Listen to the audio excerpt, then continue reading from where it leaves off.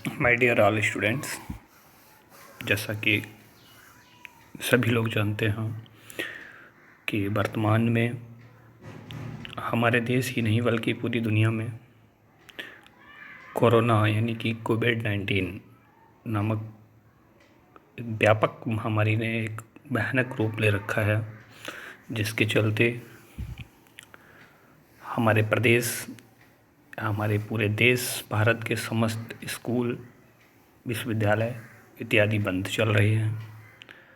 लेकिन हमारी उत्तर प्रदेश सरकार ने बच्चों के उज्जवल भविष्य को ध्यान में रखते हुए इन बच्चों का 2020-21 का जो सत्र है वो लेट ना हो, इस कारण और इनकी पढ़ाई जो है वो अनवरत रूप से जारी रह सके, ऑनलाइन क्लासेस की व्यवस्था की है।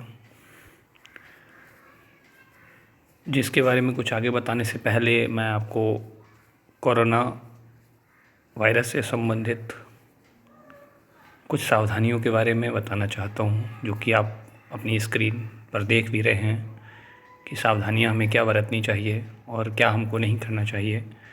तो इतना तो आप पढ़ ही सकते हैं।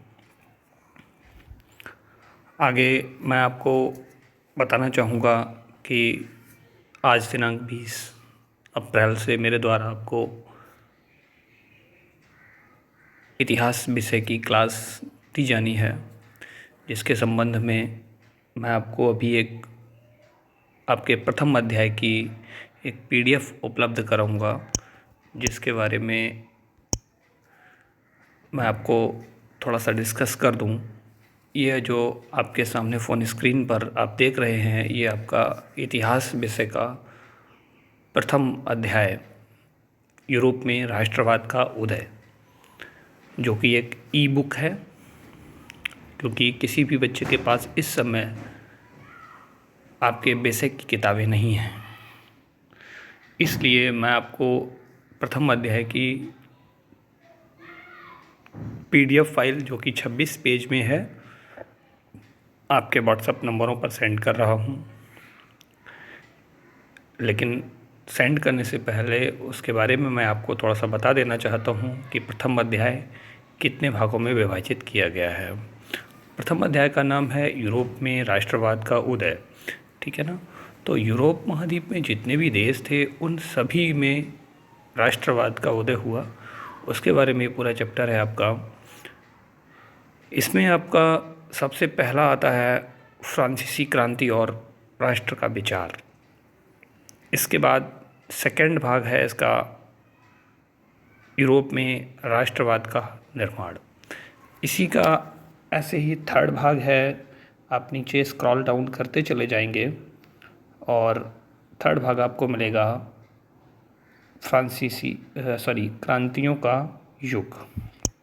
ओके, तो क्रांतियों के युग में आप देखेंगे, ये रहा आपका क्रांतियों का युग।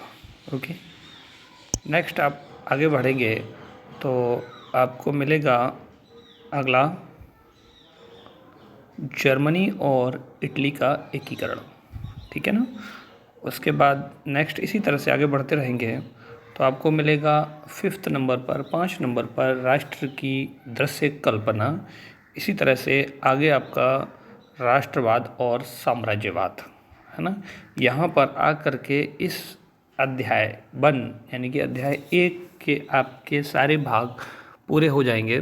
तो इन सभी अध्यायों के बारे में हर दिन एक एक अध्याय करके इस एक अध्याय को 6 भागों में विभाजित किया गया है, जिसको मेरे द्वारा आपको एक एक भाग करके प्रतिदिन पढ़ाया जाएगा, है ना। और ये सारे अध्याय पूरे होने के बाद आपको इन पर चर्चा करनी है।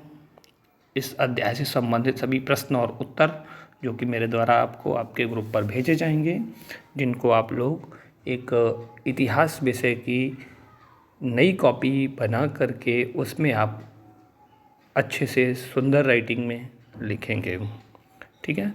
अब मैं इसके संबंध में थोड़ा सा आपको बता दूं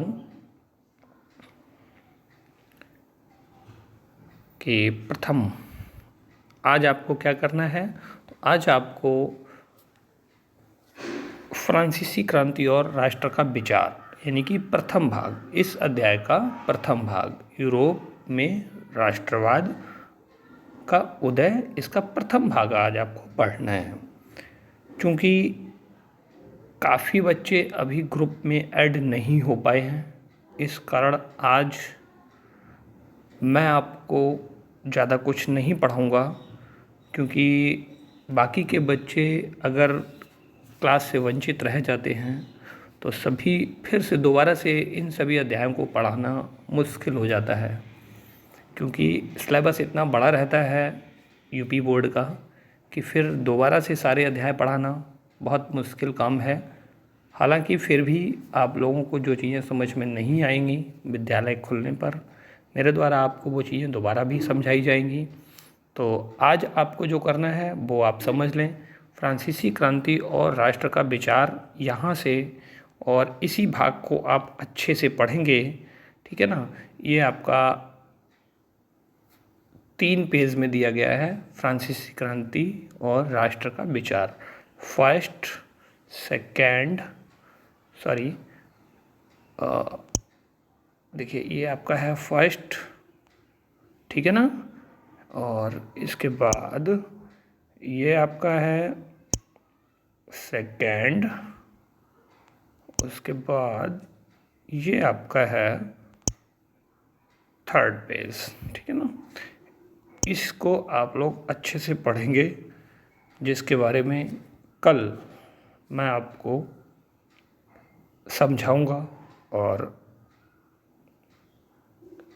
इससे संबंधित कुछ जो भी शॉर्ट क्वेश्चंस और वेरी शॉर्ट क्वेश्चंस या ऑप्शनल क्वेश्चंस जो भी बनेंगे वो मैं आपको अलग से नोट्स बना करके आपके ग्रुप पर प्रोवाइड करूँगा।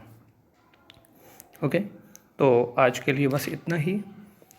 आप लोग फ्रांसीसी क्रांति और राष्ट्र का विचार, इस चैप्टर को आज अच्छे से पढ़ेंगे, और अपनी जो भी प्रतिक्रियाएं हैं वो आप लोग अपने ही ग्रुप पर सुबह 8 बजे से शाम दोपहर 2 बजे के बीच किसी भी समय किसी भी टीचर से का मतलब ये है कि किसी भी अपने विषय टीचर से जो भी सवाल आपके मन में है उसको पूछ सकते हैं।